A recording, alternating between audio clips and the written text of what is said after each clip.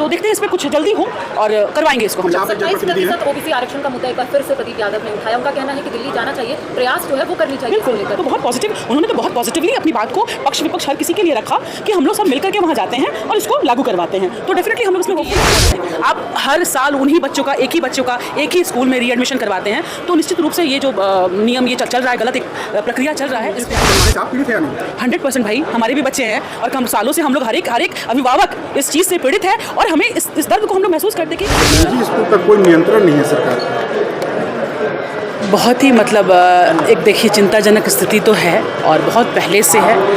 और अभी बोकारो में भी मेरे जाने के 2 दिन पहले हम वहाँ पे थे, तो वहाँ पे भी सारे पत्रकार बंधु आए थे इसी विषय पे।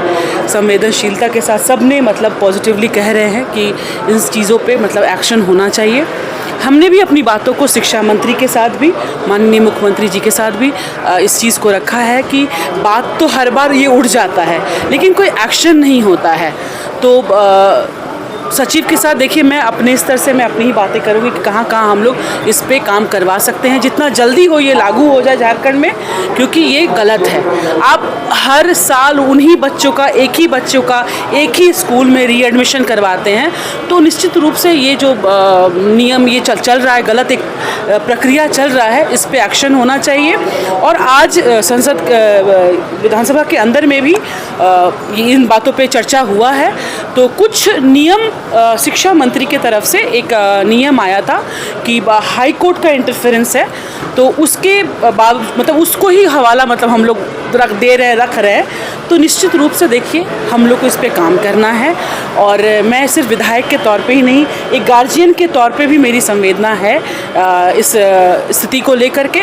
और हम लोग इसको जितना जल्दी हो हम लोग एक्शन जो है, मैंने शिक्षा मंत्री से भी बोला कि सारे ज़िले में आप 24 ज़िले में उपायुक्त को एक कम से कम निर्देश पारित करवा दीजिए, नोटिस दिलवा दीजिए कि नोटिफिकेशन हो जाए कि जितने भी स्कूल्स ये ले रहे हैं मनमानी ढंग से फ़ीस को हर एक वर्ष बढ़ाते हैं वो ना बढ़ाएं, क्योंकि ये गलत है। एक मिनिमल कुछ फ़ीस ले लें, 100-200 जो भी है, क्योंकि हर साल नया एडमिशन होगा, पेपर वर्क होगा, तो जो चीज़ें, लेकिन ये हज़ारों 15, 20, 25 हज़ार रुपये लेना ये थोड़ा गलत है।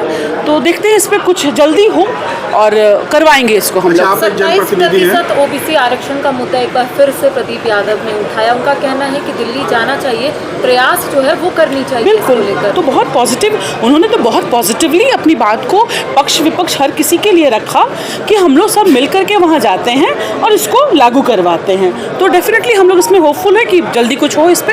अच्छा मैडम, निजी स्कूल की मनमानी से आप पीड़ित है या नहीं? 100% भाई, हमारे भी बच्चे हैं और कम सालों से हम लोग हर एक अभिभावक इस चीज़ से पीड़ित है और हमें इस दर्द को हम लोग महसूस करते कि ये गलत चीज़ है। ये सबसे बड़ी बात है, अगर सही होता, आप प्राइवेट स्कूल में देखिए, प्राइवेट स्कूल में सबके बच्चे पढ़ रहे हैं, ठीक है, और वहाँ पे ये भी बात आती है कि सरकारी व्यवस्था को, मैं कल ही हम लोग आपस में बात कर रहे थे कि धीरे धीरे ही सही, लेकिन एक सोच के साथ आइए आगे बढ़ते हैं हम लोग।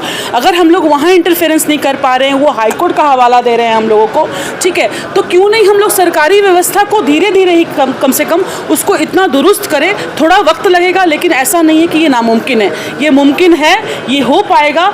तभी जा करके, जैसे कहते हैं ना, सदन को चलाने के लिए पक्ष और विपक्ष दोनों चाहिए, उसी तरह से स्कूली शिक्षा को, व्यवस्था को ठीक करने के लिए हम लोग को सरकारी व्यवस्था को भी मिलकर के ठीक करेंगे, ताकि वहाँ की जो मनमानी, अभी क्या होता है, उनको लगता है कि हम तो ये खुला जंगल है, यहाँ के राजा हम हैं, ये जाएंगे तो जाएंगे कहाँ।